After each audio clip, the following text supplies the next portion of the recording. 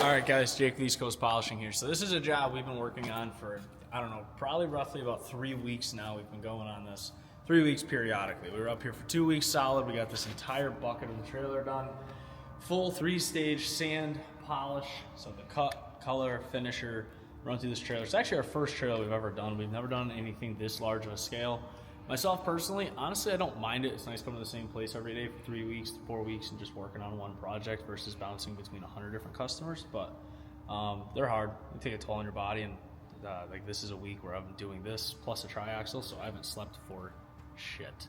But in this video here, I want to take you guys through a wheel. I'm going to show you guys the whole cutting process and kind of the finishing sanding process, because my little filming agent here got here just a little late, and I already did kind of the first stage of sanding on this, so I'm going to explain it for you real quick and then take you through the full polishing process. But anyways, let me give you a quick walkthrough of the trailer because I'm pretty proud of this thing. We did the entire bucket. Our next thing tomorrow is going to be hitting out the landing gear on it. The landing gear is smoked. We ended up doing this entire frame rail, which honestly to me was a total war to do. Now, as you can see, it's got all those corner bracket pieces, and those things are just an absolute menace to get on.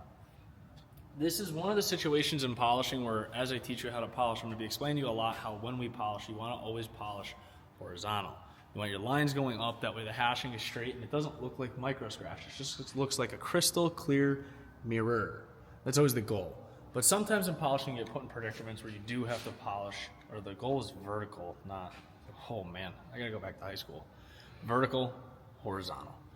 Usually you polish vertically across most surfaces that your eye's gonna see. Something like that frame is something that we actually had to go horizontal on. It's the only way to keep it uniform and make it look clean. Without that, it'd look like a shark tooth where everything's turning up and turning down. It would just be a freaking mess. We don't want none of that. This is what the whole entire trailer started out looking like. Looked just like this landing gear. So use your imagination. If the video was done right, we would have showed you before and after. But this is what the entire trailer looked like.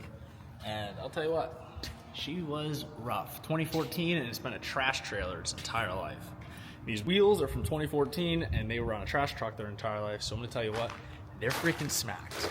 Anyways, right now, if she shows you the wheels, you're gonna see those are actually done out with 180 grit. Those were sanded with probably 15 to 20 180 pads rotary on a 6,000 RPM grinder, which is not something I typically do, but for time's sake and getting it done, that's what I did. Now you're gonna see that I actually rotary sanded out that entire face there. For rotary sanding with something like that, I use no interface pad, and I'm on a Inox grinder, which is variable speed, so I do that around 2,200 RPMs. The only reason that interface pad on there is because I was getting ready to do in that rain barrel there with 180 grit. After I do this process, you're gonna see I take out about 320 grit on a DA, and I'm actually gonna DA out that entire face. It's very common on wheel faces to kind of get little ripples in them. You don't want that. So the DA is gonna help us flatten those out with 320 and eat all those rotary marks out of there. Then I'll jump back to 600 on a rotary it out, and then DA it with 800 grit, and that's what's gonna get our final finish. You don't have to remember all that because I'm gonna walk you through it as I do it. Anyways, we're gonna get with it. You're gonna see me rotary just a little bit with 180 in that rain barrel there, and then we're gonna jump into our 320 from 180. All right, guys, so when we're sanding one of these rain barrels out, these are actually one of the harder areas to get at on a wheel, and a lot of guys have questions about them, it seems. The rain barrel for me is 2 directions, and I like to get out with a rotary sander. It is possible to get in with a DA. It's kind of the same process. There's 2 angles. Your biggest culprit in war is going to be this valve stem here. That valve stem is something that we got to do a lot of hand blending around. This does come back pretty good with a little bit of the Pro Red from Renegade. With this case here, that's how we're going to do it. Sometimes you will see me take out like quad 0 or 4-0, quad ot, whatever they call it, steel wool. 4 zeros, steel wool. And sometimes I'll blend it back when they're really bad, but something like this, a terry towel seems to do the job. Anyways, you're gonna see me do one angle where I'm pretty flat, and most of my pressure is gonna be on this ridge here. And then there's gonna be another angle where I'm putting it in, because when I'm hitting this edge, I'm also hitting this edge, but you're gonna notice there's a spot here you miss. So then you just stand it up on its toe more. You can get that edge around. In that rain barrel there, I don't really expect to have 0 pitting out of this. These customers don't really want that, and they're not going for that. So we're gonna get it as good as we can with 2 or 3 pads, and then I'm gonna run a quick run of 180 around this outer lip here to clean that up. That's usually my last thing that I do on a wheel, because to me, it's quick, easy, and fast. Everything else is a knuckle breaker.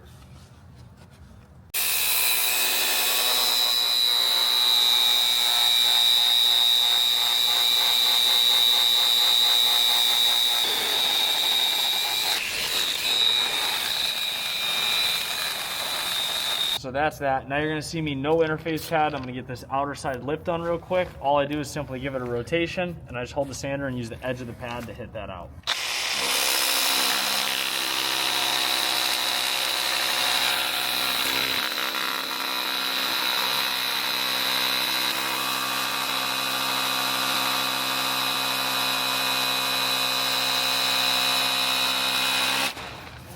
Now I'm going to drop down a little bit of 320 grit real quick on my rotary. I'm going to be DAing just the interface with 320, then I'm going to rotary out here with 320, and then I'm going to rotary the entire wheel with 600. That's going to be the process. We're going to kind of throw a quick time lapse in here and let you guys watch.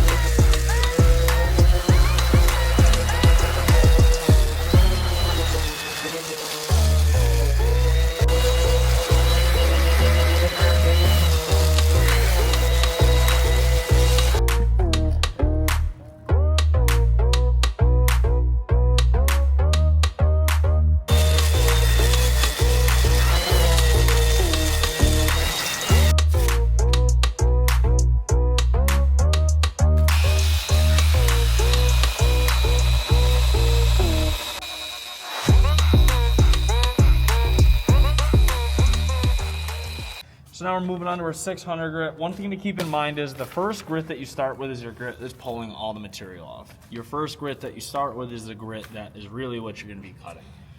The goal is now when you're stepping up grits, going from my 320, my 600, my 800, all you're doing is trying to work out the previous sanding grit. That's why a lot of times you'll see me go from DA to rotary, or rotary to a different style of rotary, like maybe using the pad differently, using it from either my heel side or maybe my toe side to change the pattern on the piece.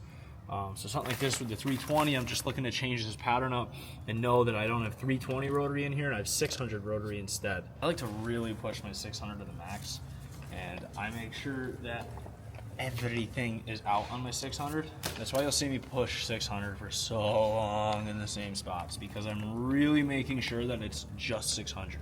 No 320, no 180, no 220, no other grit other than 600. I want it to be a sharp, good 600, because 600 I know my grinder will cut out. Sometimes a little bit of work, sometimes 600 is a little tough, but 600 is the grit that I'm always making sure is freaking right on. My 320 I care, but like, I don't really give a fuck, but I do give a fuck. 600 I really care, so that's why you see me run it for so long. Anyways, I gotta keep ripping you.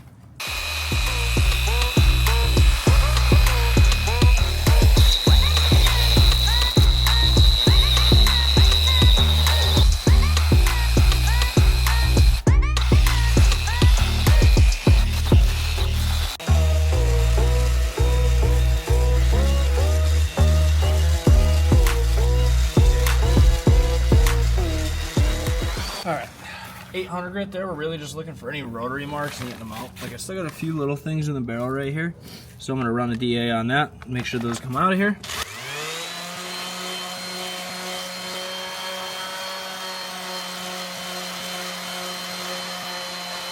And once you got this thing free and clear of all rotary marks, you know you're at just 800 grit, and you're ready to cut this bitch. Let's get with it.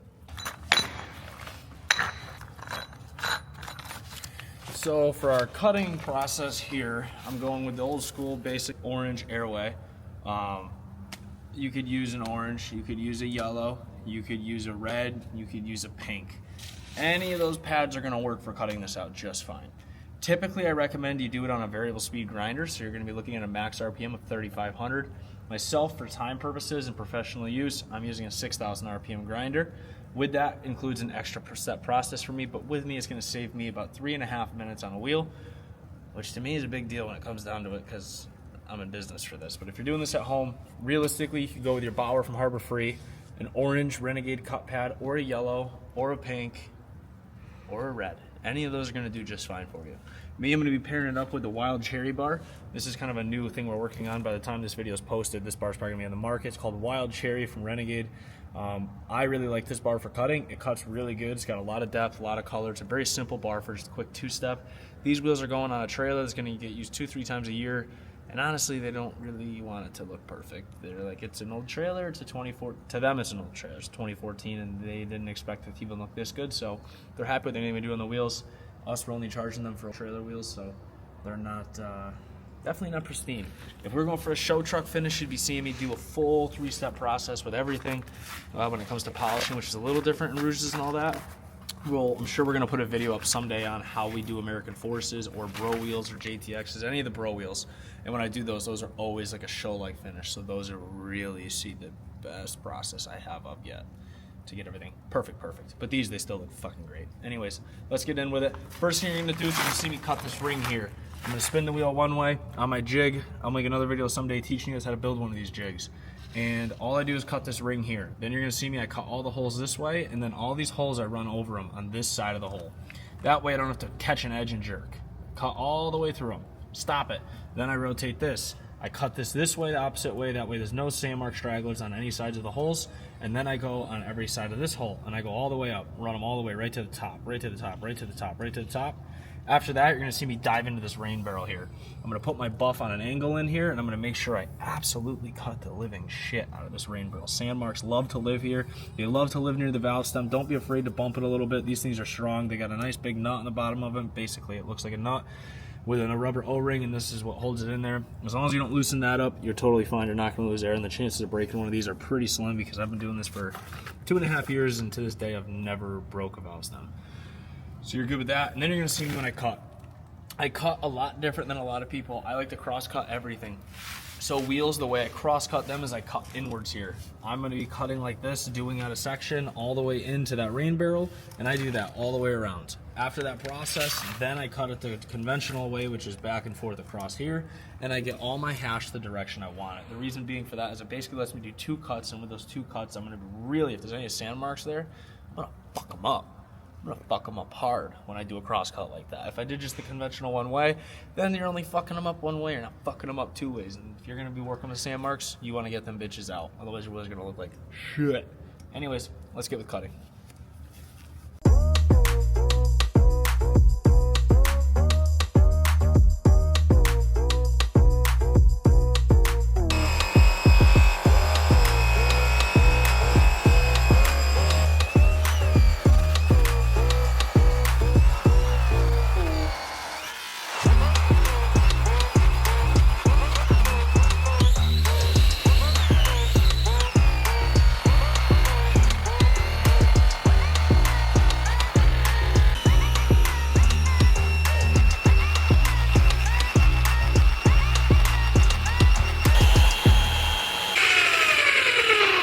Alright, now that hell's gone through, now I'm going to take a variable speed grinder. Because I use such a big grinder and aggressive buff, I like to do a mid-stage. These wheels, as I said, are just a work wheel, so we're going pretty simple on these. You're going to see me take a 45 Domain flannel.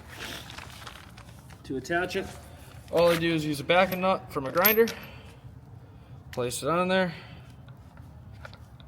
and I just take a nut from a grinder, put it in and on, tighten it up, and we are good. Around 2,600 RPMs. Break it out. I'm gonna use my same cut bar, which is the Wild Cherry, because it's honestly, it's got a great coloring factor to it, and it's not too aggressive. It can be really aggressive. It can also be really light. So I'm just gonna use that to color because it works just fine for me with a nice light bar. Not adding too much of it on those holes there. I'm actually gonna slow down around 2,400. Just one direction.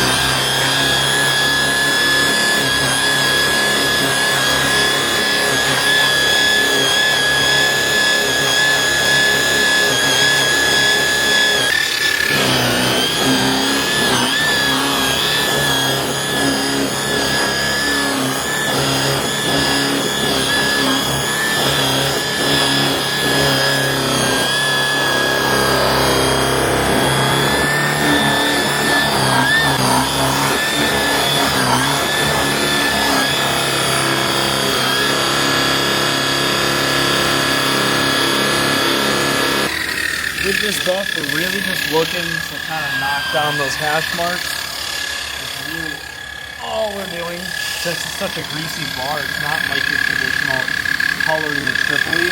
All we're doing is trying to knock down hash, straighten this wheel off.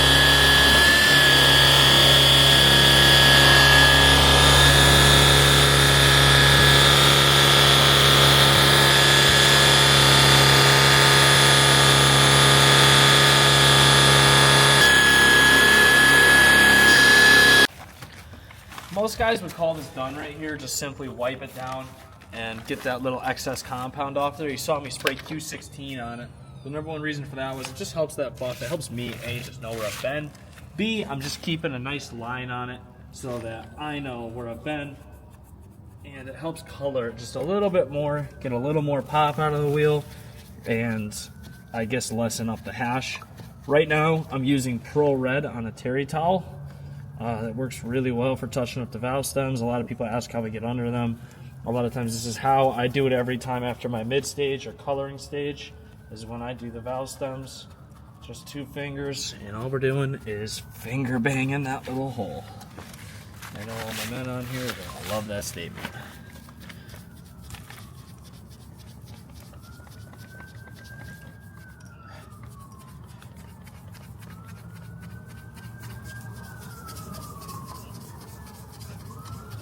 After that, it's a very simple wheel. We're not going for a show wheel with these. These are just work wheels. Still gonna spray a little more of that Q16 on there.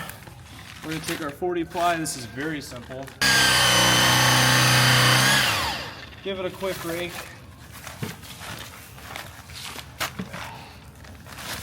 Grab our blueberry bar. Blueberry's awesome for a finisher. Slow this thing down to 1800. We're just gonna go through and finish out this wheel.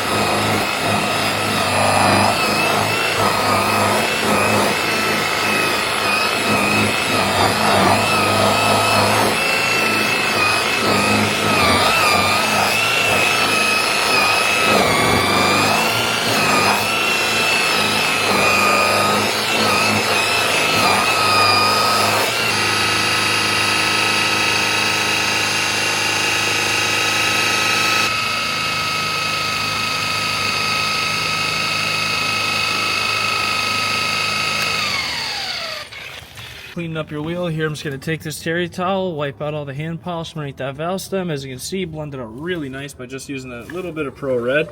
Pro Red does an incredible job on blending aluminum, and honestly, you got a good looking wheel. This wheel's not going to any big truck show and winning awards. It's not the most perfect, beautiful wheel, but for how rough this thing was when we started out, it's honestly incredible. So if you guys are looking for just that quick shine on your wheels to make a wheel look good on a truck and actually last, this is kind of the steps I would take. Something like this should realistically last as a good looking wheel for a year, year and a half before it needs just that quick, light little touch up. Everything from here on with this wheel is just an easy touch up unless they do end up wanting to turn it into a show wheel, which then we would go about removing all the pits. But to remove all those pits, I feel we'd actually be in kind of wrecking the structural integrity of the wheel. And that's not something I really want to do. I'd have to remove a lot of material to get there, and with that, I'd create some kind of imperfection or affect the structural integrity of it, and that's just not what we're here to do. We're here to get them shiny so it looks good going down the road, and that's exactly what this wheel is. Anyways, thanks guys for watching. Hope you guys learned something, and yeah, don't forget to use code East Coast, all caps, at Renegade for any of these products I used, and you guys can score yourself 15% off anything on the website. Thanks.